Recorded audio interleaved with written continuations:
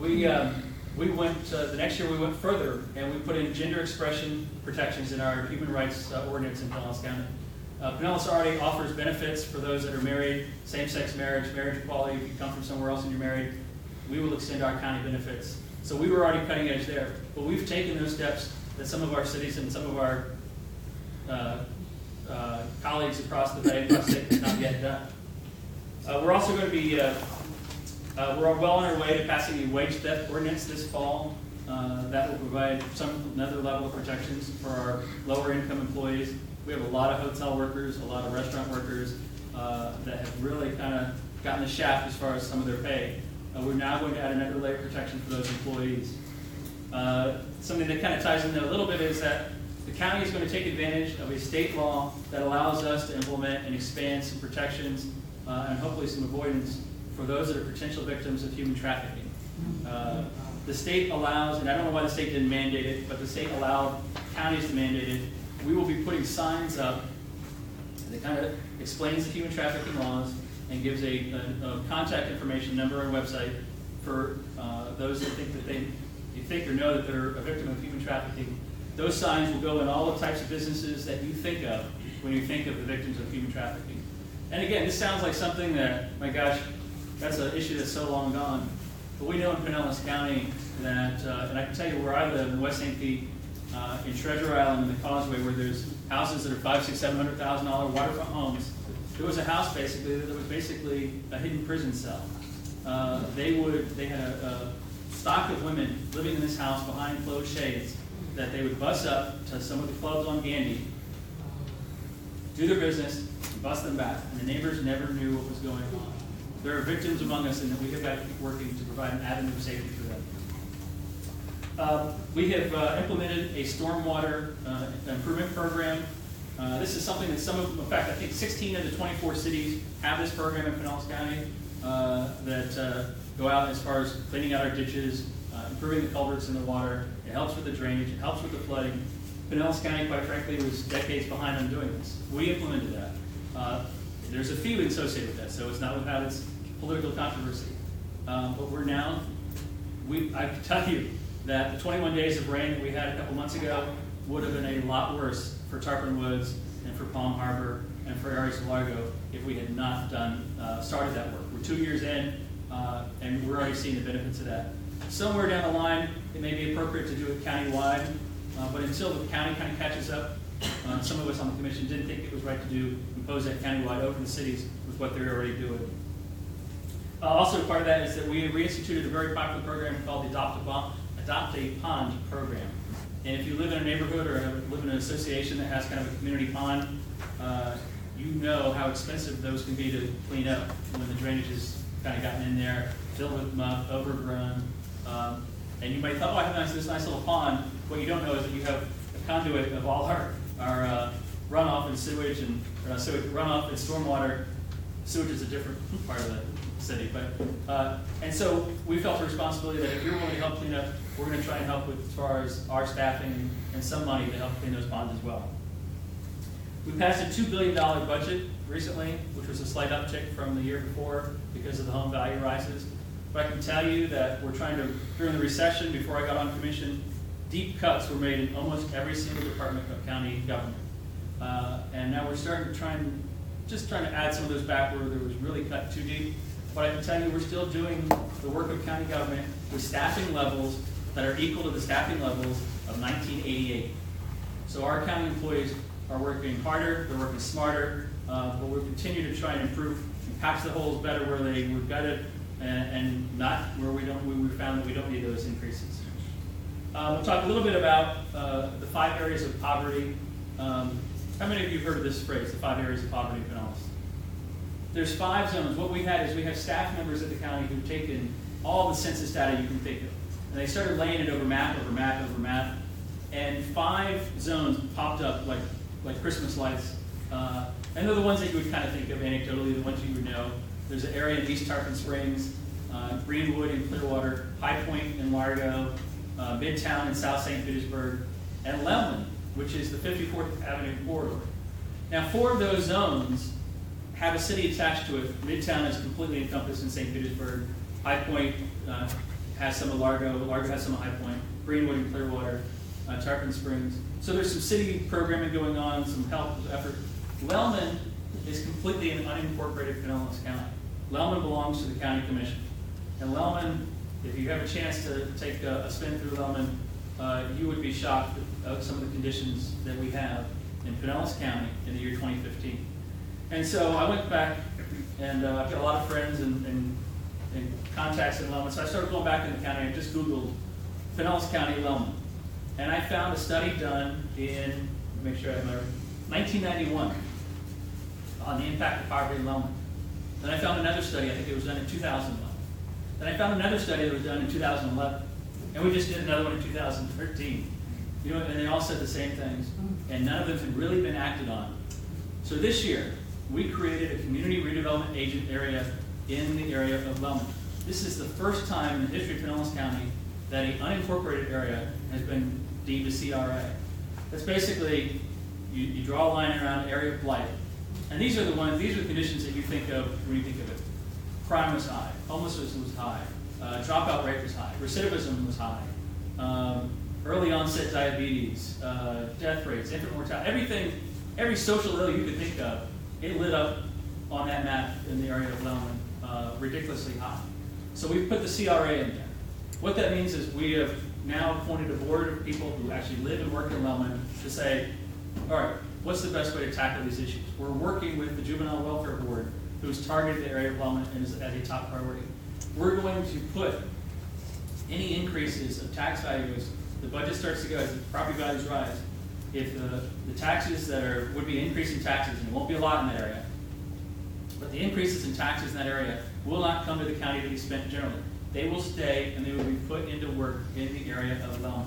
We will put social workers, we will make improvements. We've already started with some parkland improvements. Joe's Creek, there's a beautiful parkway kind of hidden in Lellman if you're not familiar with the area. Joe's Creek Parkway. We've purchased some land to make the park more accessible for the residents. That will improve the quality of life. We're working on creating a business association, a chamber of commerce type facility entity for the area of Lellman, to have some Lellman pride for the citizens there, to have some recognition, to have some designation of what the problems are and what the solution is.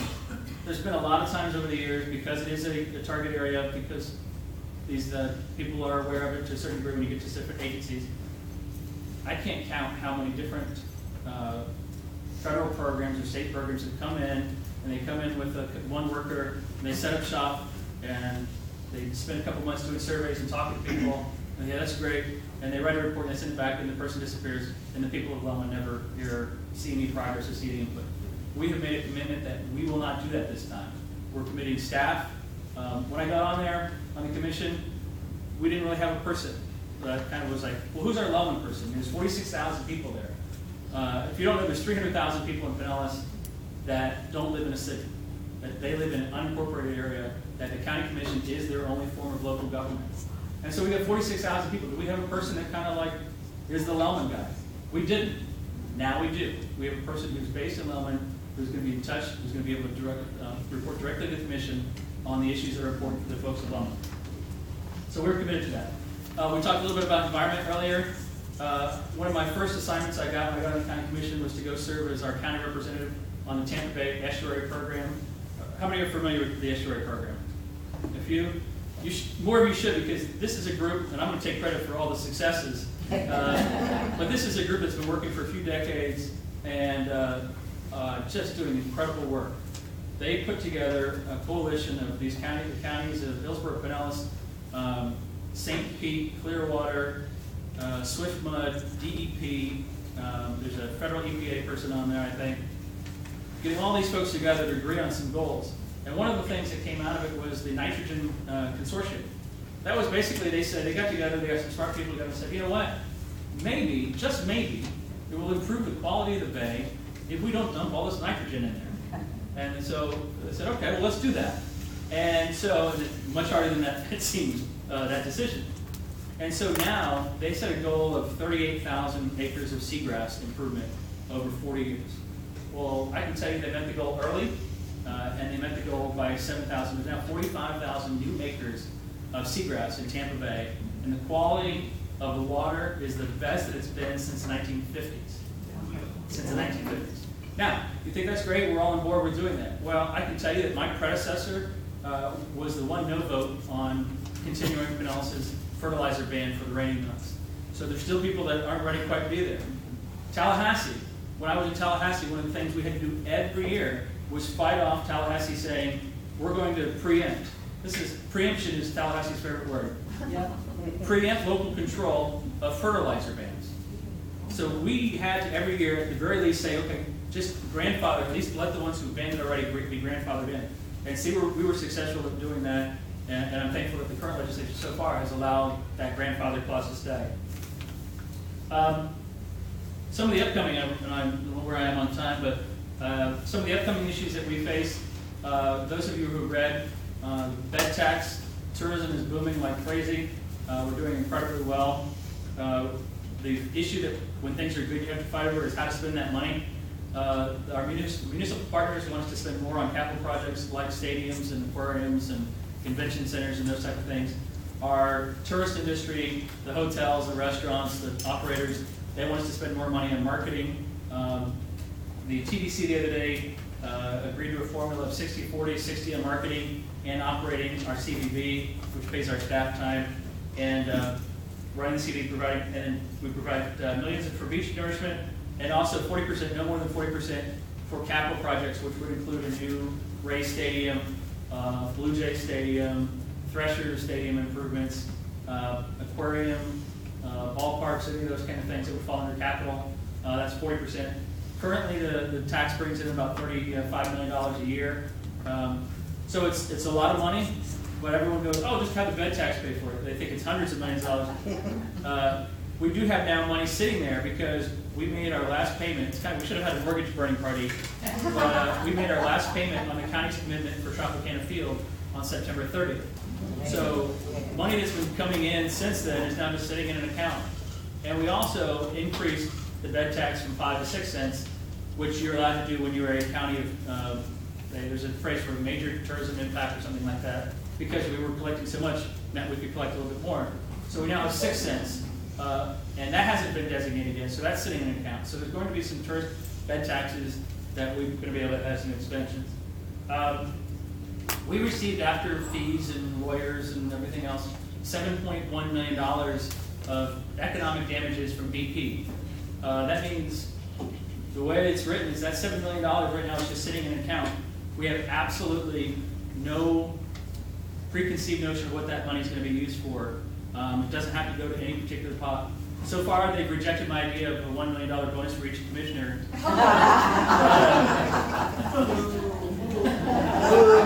It would be okay with me being the last campaign. Yes, that is a joke if you're recording that. Makes 28 grand a year. We're in the process of selling the Young Rainy Star Center on Bryan Dairy. That's the old Martin Marietta plant from back in the day. That was basically a gift from the Department of Energy to the locals to say try and come up with some economic development after closing of all of those kind of manufacturing plants. It's kind of served its purpose, and we're getting into a point where real estate, one, we kind of want to get out of the real estate business to some degree, but also looking down the road, if we can get some private developer or private enterprise to take this facility, there's going to be some significant costs coming down the road that if someone else will take those costs, we're happy to facilitate that. But that's going to be about $10 million. And then there's a clawback. You hear about these economic development deals we do. We do small ones now. In the old days, they used to give $20 million here and $20 million there. One of those deals has turned a little south, and the company, and I'm blanking on the name, I apologize, is leaving Tampa Bay. And because of that, they have to pay some of the money back. And so that, we don't know exactly where that will be, but it's close to $2 million. So what I'm telling you is that there's going to be a potential for the county commission in the next 12 months, 18 months, to spend somewhere between $7 and $20 million, which quite frankly doesn't come along in local government very often, to have that kind of money to make that kind of impact in a particular area or to spread among multiple projects. I know that's a lot of information and a lot of stuff going on, but as we look towards 2016, I can tell you that the Tallahassee Republicans have gone absolutely nuts. They don't have any concept of why in the world would the Pinellas County Commission be a Democratic majority. And they don't care about the policy that we passed. They don't care that Pinellas is having the best economic times right now in a long, long time. They don't care that our county commission has set the table for good days to come. What they care about is simple partisanship. For the last several years, we've been working on bettering our partnerships. All they want to do is talk about partisanship. They don't understand that it was a lot of work to get those 18 fire providers to agree on a deal. They don't understand it was a lot of work to get the major city of St. Petersburg and the county to get on a lot of big issues that will pay dividends for years to come. They don't understand how much work that was. They think maybe it was easy. Or maybe they just don't care. All they want is the R majority in the name. I can tell you that I am up for election in 2016. I can tell you that I am target number 1. Janet doesn't have an opponent yet. Ken will have probably not a serious opponent. I will have the big opponent. He's already filed. He's already received some of that kind of secret PAC money that we all love from one of those Florida for a Better Tomorrow funds. You know, he's already received some of that. And he stroked himself a $10,000 check out of his own account. So this is serious. We have a target on our back. Quite frankly, I won last time with the smallest amount of money I've ever had in a campaign. $50,000 for a countywide race. This is countywide. Wow. So I won 220,000 votes, spending $50,000, which is pretty ridiculous to think about doing it that way. We know that 2016 is going to take a lot more money than that because it's going to be a fight. So as you're thinking about your plans and where you put those zeros on your checks, I would ask that you make this, the county commission, and specifically this county race, a priority in your thinking. I'm going to be coming back and asking for your time, your talent, and of course your treasure for us to be able to communicate countywide. It is a big, big county, and we will need a lot of help. I have absolutely no doubt that we will be successful because I know that we're going to all do it together. Thank you very much for allowing me to come.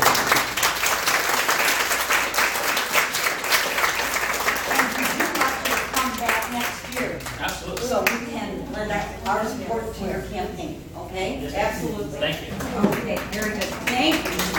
That was, wow. And I mean, because I was taking notes, because I like to do a recap of the news, and I was going, wow, he's so knowledgeable on so much stuff. That is, thank you so much. I get so much from the speakers we have here. All right.